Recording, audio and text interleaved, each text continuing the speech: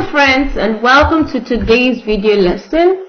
The topic for today is theme. We're going to be looking at the theme for myths, fables, fairy tales or folk tales. But before I go right into explaining what theme means, I will want to talk about myths, fables, fairy tales and folk tales. Myths. They are stories that try to explain why certain things happen. Stories like how the tortoise got his crooked shell. This is an example of a myth. We were told that once upon a time, tortoise had smooth shells and something happened. He lost his smooth shell. Some stories will say he was cursed. Others will say he fell from the sky and cracked his shells. You know, this is a myth, alright? It's an example of a myth. Another story that is an example of a myth is this story, why giraffe has a long neck. Someone wants to know how giraffe got its long neck. Was it pulled out from somewhere or was it gifted to the giraffe? Stories that try to explain this are called myths, okay?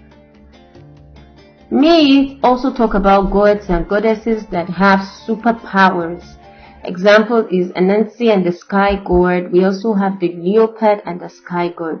They try to talk about gods and their superpowers and what they were able to do with their superpowers. This kind of stories are examples of myths. Fables. Fables are stories that have animals or plants as their major characters. Animals and plants may not be their only characters, but most time they are the major characters.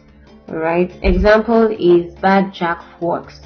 Bad Jack Fox is the story of a fox that is bad and his name is Jack. He stole something from tortoise and was caught at the end. Fables also teach a lot of morals. For instance, the hare and the tortoise is the story of the running contest that happened between tortoise and hare. And the hare was so confident that he was going to win the race. And ran so fast, but at the end lost the race because he rested. And from this story, you will learn to give your best to everything that you do. And you will also learn that slow and steady wins the race. And so fables are stories that have animals as their major characters and they teach a lot of morals, okay? Folk tales are stories that are orally told from generation to generation, meaning granddad told dad, dad told us. We are telling our children will tell their children, and so on and so forth. Okay. They are orally told, meaning they are told by mouth. And most times we usually don't know the authors of these folktales because they've been told for a long time and we don't know who was the first person to tell the story or who created the story because of how long the story has been told. The characters in a folktale could be people or animals. An example is Goldilocks and the Three Bears. We have both animal and people character in this story. Sometimes you could just have people characters and sometimes you could have animal characters alone. Alright? And another thing you must note about folktale is a lot of times, because of how long it has been told, certain parts in the story might change. Maybe the story ending might change. For instance, Goldilocks and the Three Bears, some stories will tell you that the bears ate Goldilocks when they saw her sleeping on baby bear's bed. And some other stories will tell you that Goldilocks woke up and ran away.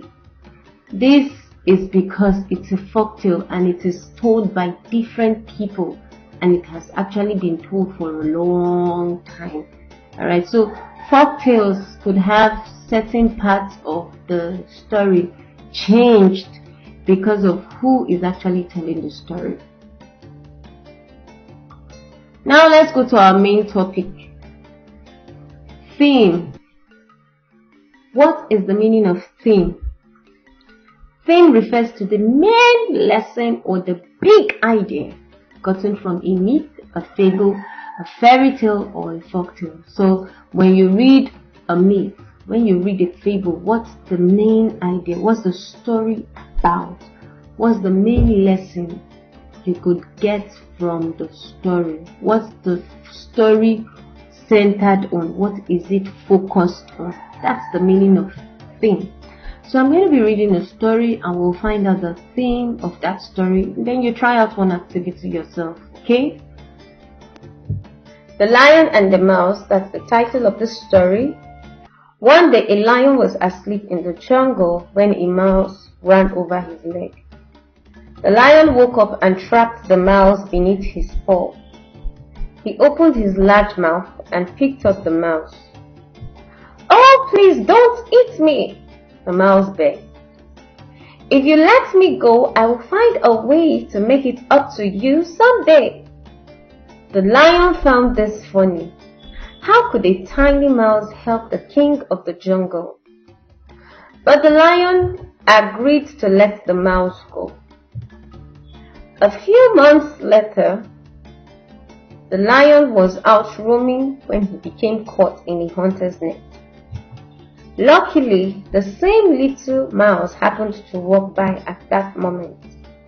She saw right away how she could help.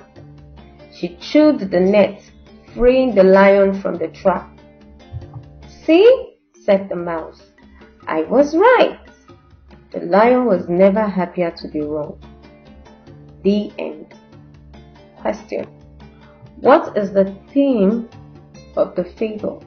Is it never make a promise if you're not sure you can keep it? Or you don't have to be big and powerful to do important things? What do you think? Exactly. The second is the answer. You don't have to be big and powerful to do important things. If you notice on the 6th line, it says, "The lion found this funny. How could a tiny mouse help the king of the jungle?" And somewhere in the 9th line, it says, "The same little mouse." So these two lines stressed on the fact that the mouse was small. The lion thought the mouse was tiny. The narrator described the mouse as little.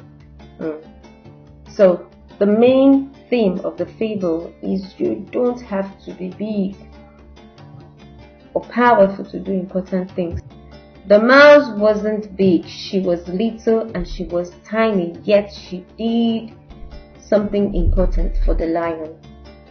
Okay, so that is it about theme. Please read the story and try out the activity, and see you in my next class. Bye bye.